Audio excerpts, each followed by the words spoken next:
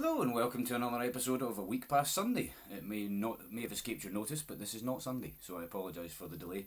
Unfortunately, with the Labour Party conference and some of the speeches, things kind of got a bit away from me. So, posting today.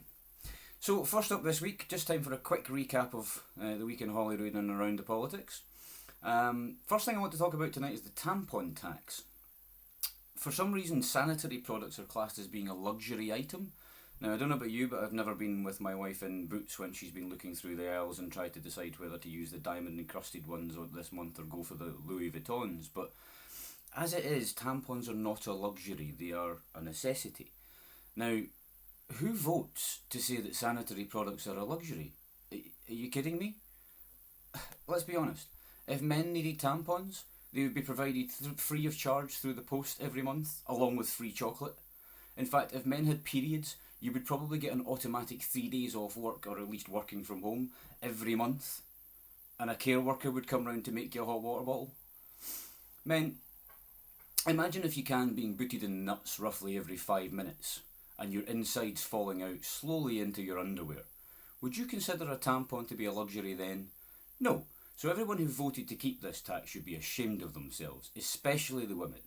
If we can get this sorted soon, that would be brilliant. Anyway, moving on. Briefly mentioned in Reporting Scotland was the brand new £66 million campus for maritime engineering in Glasgow. Now, this is part of the Glasgow College campus project, and another £228 million city campus is due to open in August next year. This is being constructed under the NPD finance arrangements, which means that the buildings are owned by the college throughout the entirety of the contract with the private finance backers. This maritime facility is set to train the next generation of ships' captains, deckhands, and all manner of maritime posts. Moving on to the Apologies Bill. How to say sorry without meaning it. Now, Alistair Carmichael has obviously given us an object lesson on this, but now it's been voted into law in Scotland that you can apologise for something without actually taking any responsibility for it. No surprise that politicians were almost entirely in agreement that this was a good thing to do. Of course, there is a serious point here in that it allows politicians to apologise for things like the blood contamination tragedy without being held into account in law. But it does kind of sound like they just voted keeping your cases up into Parliament. Next up was a harbour bill. Now, this is a fairly minor and technical bill, but it has a wider meaning, so I wanted to look at it briefly. Let me read you from the explanatory notes. Trust ports are independent statutory bodies governed by their own local legislation and run by independent boards who manage the assets of the trust for the benefit of the stakeholders.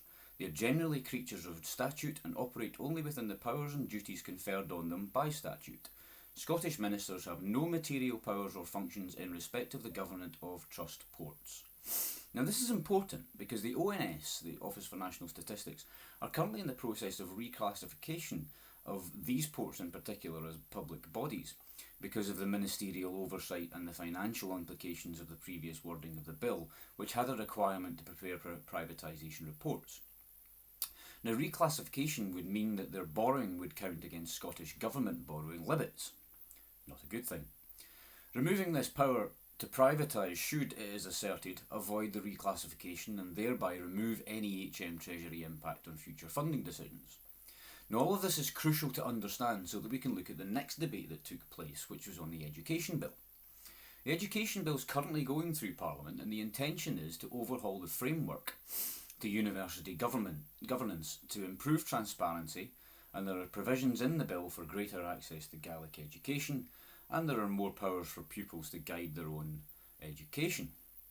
Now, the bill is still to go through the second committee stage, so there's significant work still to be done, but the Conservatives decided to spend parliamentary time discussing it anyway, because of the supposed concerns about the aforementioned ONS reclassification process, which could affect them too. Now, there are two separate things going on here, well, at least two, but crucially, there is the charitable status of the universities, and the second is the ONS reclassification process. Now, the BBC's Daily Politics show helpfully showed almost all of Liz Smith's chicken licking style diatribe, where she espoused her concerns full of ifs, buts and maybes about the potential effects of a reclassification that could potentially happen due to the technical ability of ministers to interfere in the makeup of board universities. So it's all very technical stuff, but it really would have a huge impact if there was to be a reclassification. It could mean funding cuts of up to £1 billion. But what the BBC didn't show was the clinical rebuttal of the very need for the debate. Oscar, the charities registration body, have already said they have no concerns and no intention of altering the charitable status of universities. Likewise, the ONS have given no indication that they intend to change any status. Given the fact the government just altered a 60-year-old bill to negate the possibility of it happening there, why would the government go through the next stage of this bill and not ensure there was no risk of a change, and would remove any passages that were of concern if they did arise? No, this was a dig about the fact that the Police Scotland pays VAT because the SNP ignored specific Treasury advice telling them that a change to central funding would negate the VAT exemption. Now, this was a big mistake, and the SNP should have learned a lesson, but the way they've pursued the issue in Westminster ignores the fact that their own cost analysis and savings analysis included the VAT exemption, or the removal of the exemption, which they now complain about having to pay. So a little bit of honesty from them would be nice on this one as well. Moving on to tax credits. I don't want to do too much on this because it's been done to death, and if they're affecting you then you'll be very much aware of how dangerous they are and what the issues are here. But I do want to touch on a couple of things. Now, this won't be popular, but I'm sick of the general attitude that people who work 20 hours a week at minimum wage are the only ones who work hard. Generally, those on the 35 to 40 and above salaries have gone through uni for 4 to 7 years, worked their way up the professional ladder, done qualifications, done extra work, regularly work 50 to 60 hours a week. Are they not hard-working families too? Now, the mindset of people in that particular bracket may be that if people want more money, they should work harder, work more hours. Why should they work a 50-hour week and not see their kids to subsidise someone who chooses to only work 20 hours so they can spend more time with their family? Well, that's a fair enough question, and nobody should be ashamed to voice it, but it completely ignores the complexities of life. What if you're caring for an elderly or infirm relative? What if you can only work that many hours due to ill health, but you don't want to sit and do nothing? There are many reasons why people are doing a smaller number of hours. Tax credits sound like a monumentally stupid idea until you talk about taking them away and who that would hurt the most. And this is why Labour's motion in the House of Lords was actually the best of a bad bunch of options. Osborne had tried to sneak massive changes into a statutory instrument that's meant for making small tweaks to save having to produce a new bill every time you raise a threshold. But these were major changes and really should have gone through the full parliamentary process. However, what Labour said they were going to do and what they actually did were two different things. Had they said, we're going to vote to make sure that these changes don't affect current claimants for 3 years and that those on the lowest incomes will be compensated for the losses, but we agree that tax credits need to change, then fine, no problem. But they didn't. They said Labour will vote against the tax credit changes. A sleight of words, but this is something that Labour have become so incredibly good at. We are constantly told that Labour lost in Scotland because of nationalism, and the SNP are blamed for Labour's failure both in Scotland and England. But they lost for one reason and one reason only. People don't trust them to tell the truth. There are lies, damn lies, in Labour policy announcements. Look at airport passenger duty. Kezia Dugdale's already spent that twice, once on tax credits and again on educational inequality. She talked about the SNP in her speech at conference and spoke of the gap between what they say and what they do. That's almost beyond laughable when coming from the party who called introducing graduate endowment getting rid of tuition fees. She said with confidence rather than fear, there's nothing we can't do together. Really? So why did your party spend 2 years scaring the shit out of normal Scots as to the apocalypse that would come if they dared vote yes? She says Labour are a party not of nationalists but of internationalists, yet another dig at the SNP, ignoring the fact the SNP are staunchly pro-EU, constantly getting involved in international politics, whining about not being involved in international politics, and even offering assistance in the Israel-Palestine situation. Now, some may laugh at them even offering in such a complex situation, but at least they did. She twice used the phrase, the rich and the rest, Twice, without ever defining what rich meant, whether being rich in itself was a bad thing. She talked about equal pay for women and how they are paid 12% less than men, yet obviously don't work any less hard. So why did Labour councils have to be dragged through the courts to pay equal pay for their female staff?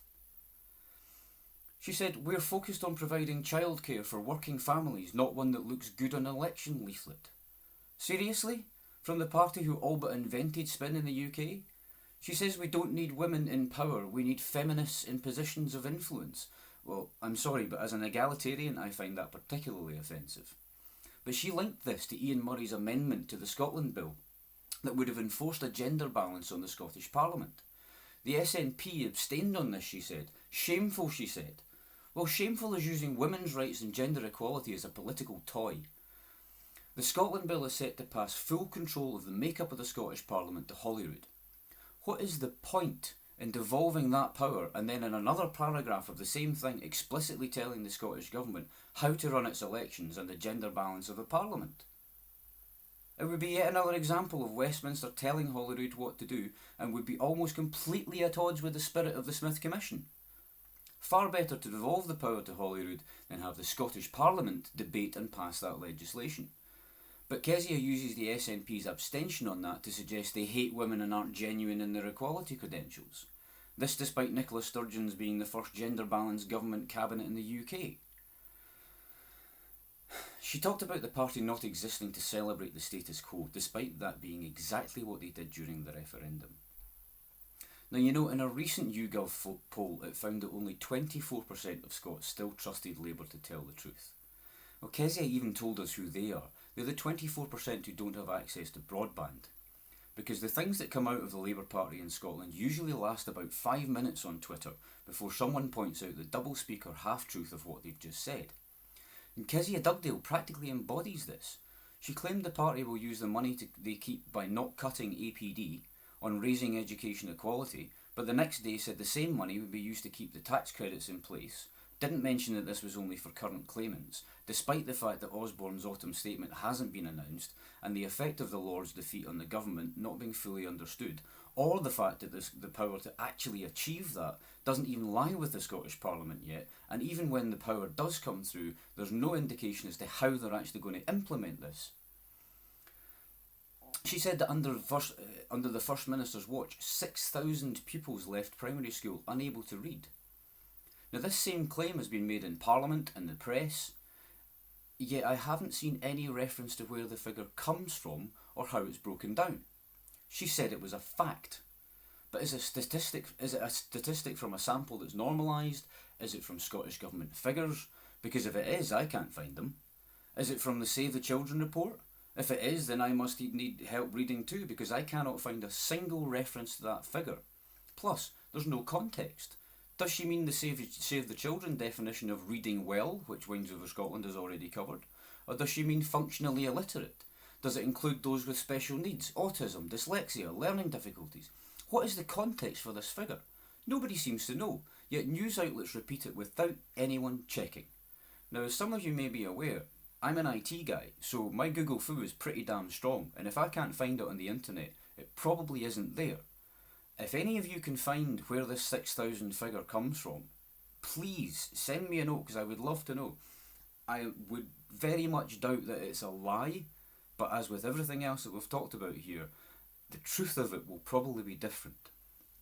Ian Murray said on the BBC Politics Scotland that the estimated cost for ameliorating the effects of the tax credits cuts was at £440 million a year. But the APD cut being scrapped isn't the only measure they're using to pay for it. It's the increase in tax threshold that Labour also won't pass on. So those that we mentioned earlier on the £43,000 to £50,000 salaries will continue to be hard-working families, but they'll also continue to be encompassed in the 40% tax bracket. Ian Murray also said that not a single Scottish taxpayer will end up paying more tax as a result of these proposals. Well, that's another wee sleight of words. What he says is accurate, if you measure it against the tax level currently set. But it does suggest, and it is the case, that as of 2017-18, those on salaries of 43,000 and above would see themselves continuing to pay more tax than their counterparts in England. That may be fair enough, but again, it's not what was said, it's not the argument that's put forward. £1,200 a year more tax, according to Gordon Brewer, which to his credit he did put to Murray. Labour are now at a point where they are so used to lying to the electorate they don't even know they're doing it anymore. Their claim to restore tax credits by not cutting taxes. Scotland doesn't even have the power to restore these yet, and there's no explanation to how. But it gets reported anyway as Labour putting the SNP on the back foot. Ta-da! They seem to think that if what they say is true, if you squint at it through half-closed eyes, then nobody will notice and they'll get away with it. Well, I'm sorry, Labour, but people's eyes are now wide open and they see very clearly that Labour are trying to dupe them. Everyone likes a bit of magic, but nobody wants to be taken for a fool. That's our show. Thanks for watching. If you enjoyed last week's analysis of the Gers figure, and I know some of you got a good laugh out of that, you'll probably get an even better laugh of it or look at my look at educational attainment, which I should be posting tomorrow. Thanks for watching. Take care. Have a good night. Bye-bye.